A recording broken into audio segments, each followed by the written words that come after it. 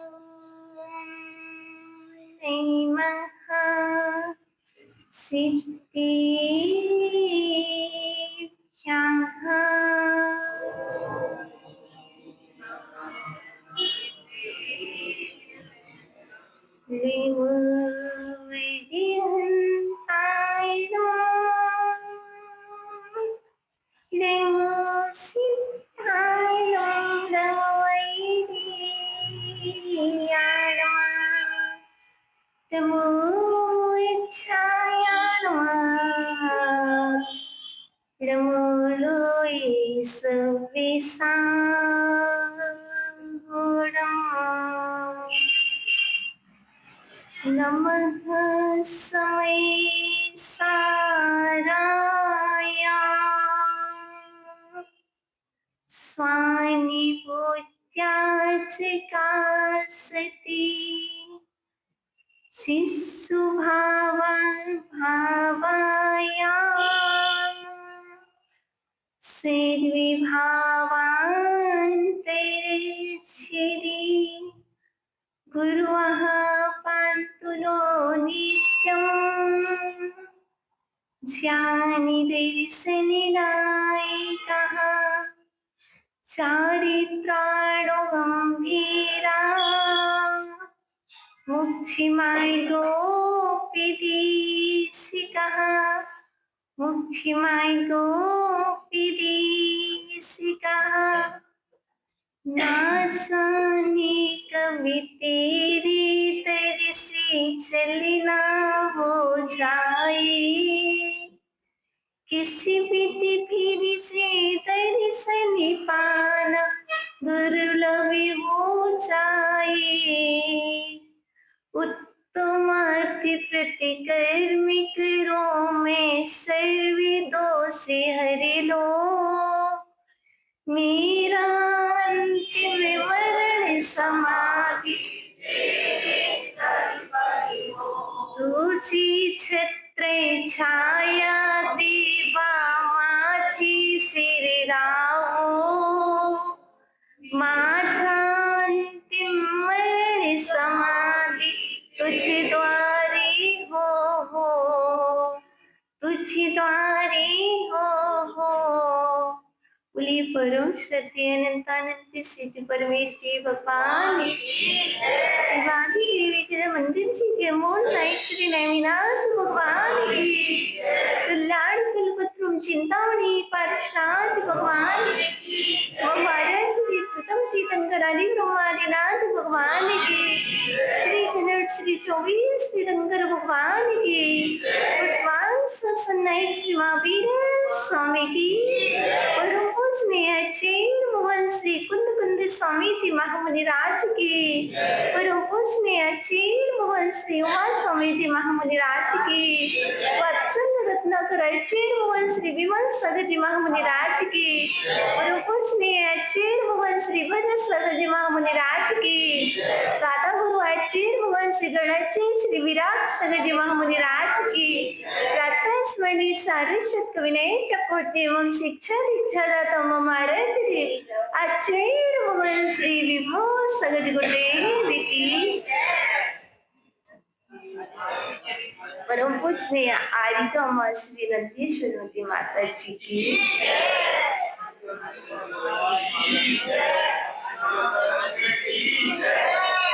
आइएगा स्वागत है आप सभी का प्रातःकालीन सत्र में करेंगे माँ चिंवाणी गरुष्मान संत मिले तो मिली प्रेरणा हिलमिल रहने की।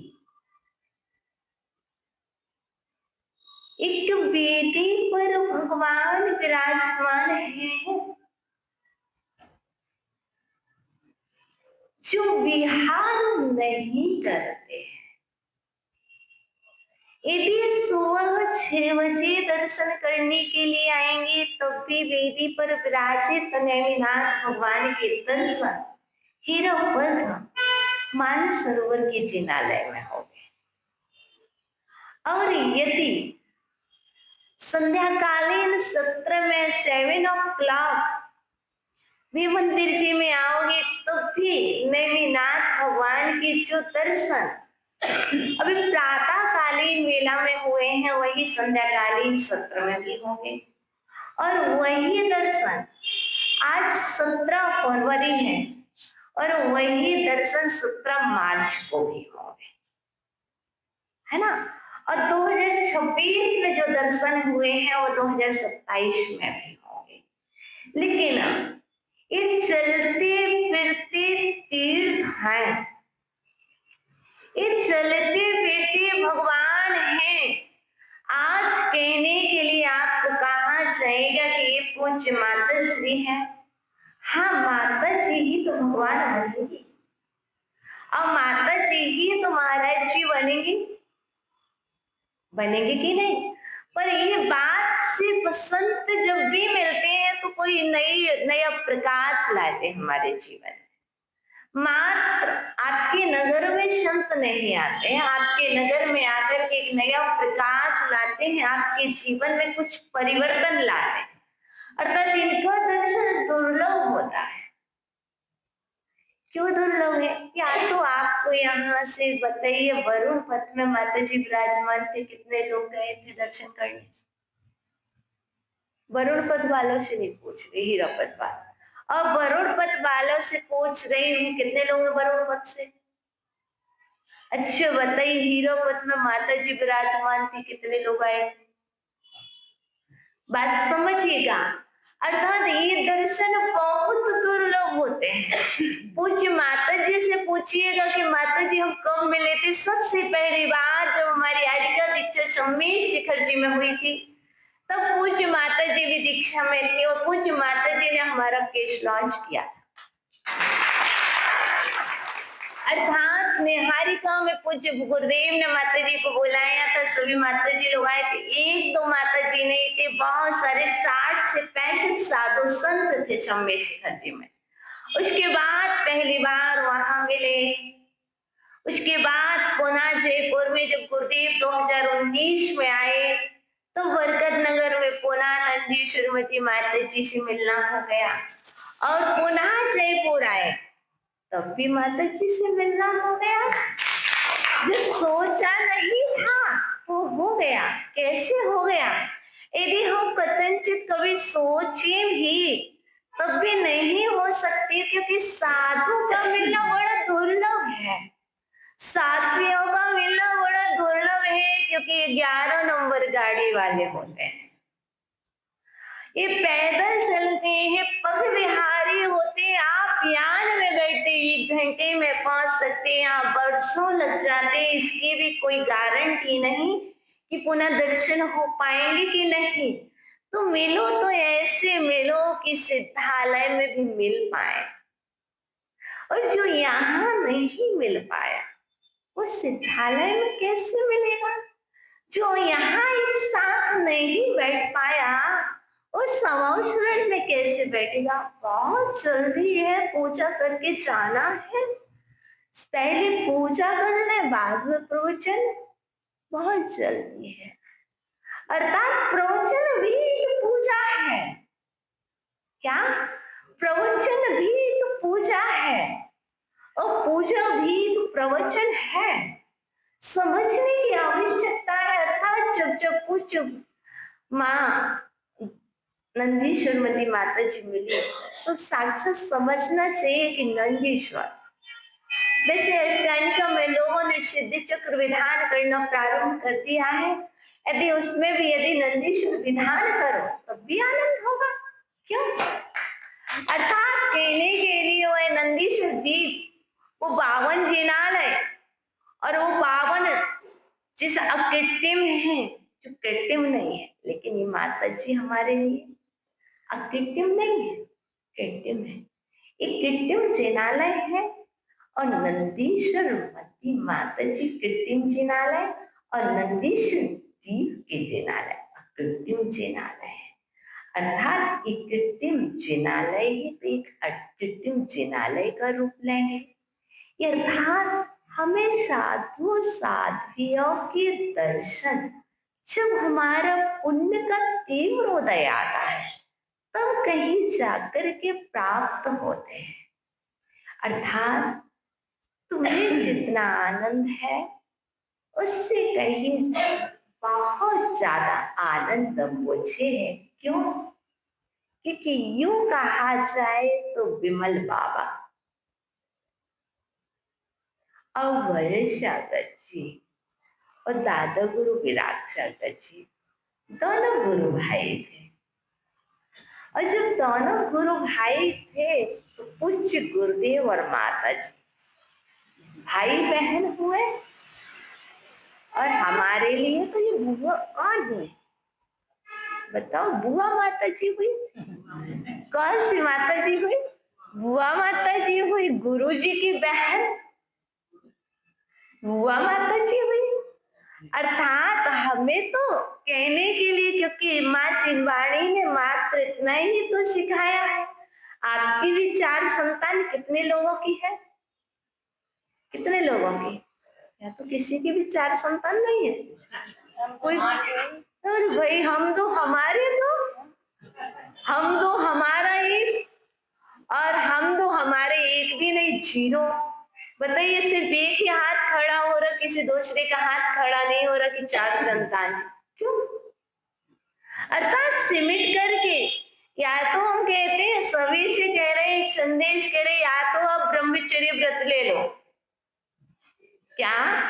यदि आपको हम दो हमारे दो, हम दो हमारा एक, या हमारे 0 इस स्थिति पर पहुंचना है तो आप एक काम करो, बहुत अच्छा से एक उपाय है, धर्म भी हो जाएगा। आप क्या कीजिए, ब्रह्मचर्य व्रत ले लीजिए। क्योंकि हमारे तीर्थंकर के माता पिता की एक संतान होते थे। वो क्यों?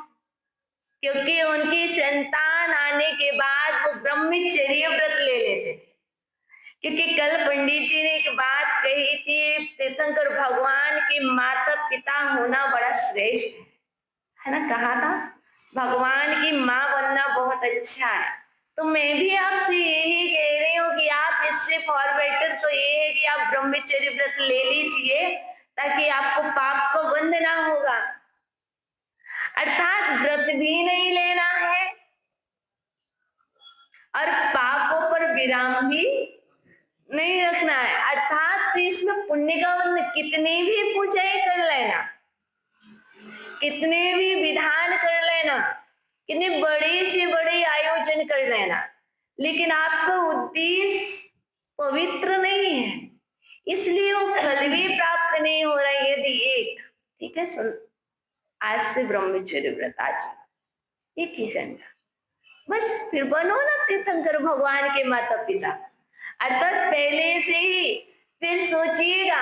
अर्थात कहने का तात्पर्य, जिनवाणी माँ ने कहा है कि यहाँ पर जिनवाणी माँ के 4 संतान है, 2 बेटे 2 बेटियां हैं, और एक बड़ा बेटा है जिसका नाम है मुनिराज, और एक बड़ी बेटी है जिसका नाम है आर्या, जिसे कहते हैं आरिका। और 2 और रहे, एक बेटा है, छोटा बेटा श्रावण, और एक छोटी बेटी है श्राविका। 4 ही संतान हैं। और जब 4 संतान हैं तो एक बात बताओ, नंदीश्वरवती माता जी आपकी बहन हुई कि नहीं? बताइए, आपकी बहन हुई कि नहीं? बताओ, कुछ तो बोलो। मौन है ना।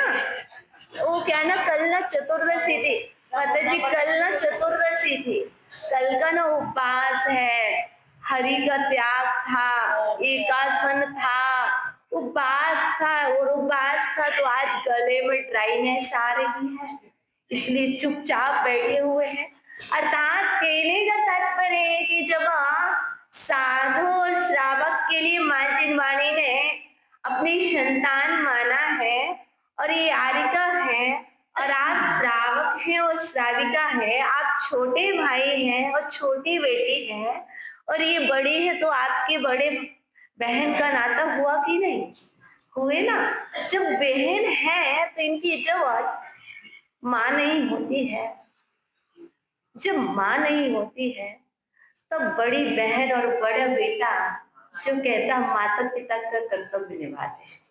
अर्थात ये बागडोर माँ जिनवाणी की माता जी के लिए पूज्य आचार्य भगवान ने सौंपी है और आचार्य भगवान के लिए बागडोर जिनवाणी माँ ने सौंपी थी।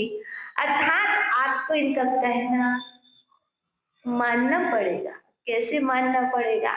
आप अपने बच्चों को जगाएं। आपको यदि अपनी संस्कृति की, अपनी समाज की, अपनी इस धरोहर की, अपने परिवार की चिंता है, क्योंकि सिर्फ इतने कहने से नहीं चलेगा। धर्म की रक्षा हम करेंगे और बच्चे को बाहर हम भेजेंगे, हम भेजेंगे। क्या? जब धर्म की रक्षा हम करेंगे और धर्म की रक्षा के लिए बात जब चल रही है तो सबसे पहले सुरेश जी गोधा बढ़ जाता, छावड़ा, सुरेश जी छावड़ा। बस मैं सिर्फ इतना ही कहना चाहूंगी। नहीं, सुरेश जैन छावड़ा, सुरेश जैन छावड़ा, सुरेंद्र कासलीवाल नहीं, सुरेंद्र जैन कासलीवाल। यदि आपको धर्म की रक्षा, समाज की रक्षा, समाज की धरोहर की चिंता है तो आपको सिर्फ इतना तो करना पड़ेगा कि अपने नाम के पीछे जैन लगाना पड़ेगा। ये साधु संतों का काम सिर्फ जगाना है और जब तक आप अंतरंग से नहीं जगेंगे तब तक अपने जनसंख्या में वृद्धि नहीं होगी। वैसे भी ये पहले आप जैन लगाएं और दूसरी बात आप अपने बच्चों को जगाएं, स्वयं जगें और दूसरों को जगाएं, क्योंकि देख ना पाया, सुन ना पाया। कैसे? ऐसे करो ना, देख ना पाया, देख ना पाया। अरे देखो ना, दूरबीन देखी कभी किसी ने? कैसी होती है दूरबीन से? कैसे देखते? जब दिखाई नहीं देता तो पहले क्या करते? दूर से, फिर ऐसे पास लाते। क्यों लाते? तो वही बात मैं कह रही, देख न पाया, सुन न पाया, भूल नहीं पाया। क्या क्या क्या नहीं देख पाए? ना तो माता जी को आप देख पाए, ना आप सुन पाए, ना आप उनसे बोल पाए। क्यों? देख न पाया, सुन न पाया, बोल नहीं पाया। तृष्णा सरिता में डूबा मन, कितना कर पाया। क्योंकि मन तृष्णा रूपी सरिता में डूबा था तो ना तो प्रवचन सुन पाए, ना बिहार में पहुंच पाए, ना उनसे आप दो शब्द बोल पाए। क्यों? मन तृष्णा रूपी सरिता में डूबा था। इसलिए आज थोड़ी सी उस सरिता से निकल कर के बाहर आए हैं तो कह रहे हैं, मन से अंबिका महामंत्री गुरु कानों में भर दो। मन से अंबिका महामंत्री गुरु कानों में भर दो। मेरा अंतिम एक ऐसा महामंत्र भर दो। माता जी, ये हीरापत वाले कह रहे हैं, एक ऐसा महामंत्र कानों में भर दो जिससे हमारा जब भी मरण हो तो समाधि मरण हो जाए, इसलिए आपके चरणों में आए हैं और बड़ी प्यास से बैठे हुए हैं कि आप सुनाओगे तो हमारे कानों में मिश्री की तरह वो माँ चिरवाणी नंदीश्वर की माता जी की गूंजेगी और हमारा और आपका कल्याण हो जाएगा। तो आइएगा, हम सभी को जिसका था बड़ा इंतजार, वरुण पथ से चल कर के आए हैं, ये सरिता बह करके यहाँ तक आई है और आप बड़ा इंतजार कर रहे हो, ना सुन पाओ, ऐसा हो नहीं सकता है। तो हम और आप सभी दोनों हाथ जोड़ करके माता जी से निवेदन करेंगे कि माता जी, आप अपनी अमृतमयी वाणी से हम सभी अज्ञानी मंद बुद्धि श्रावक श्राविका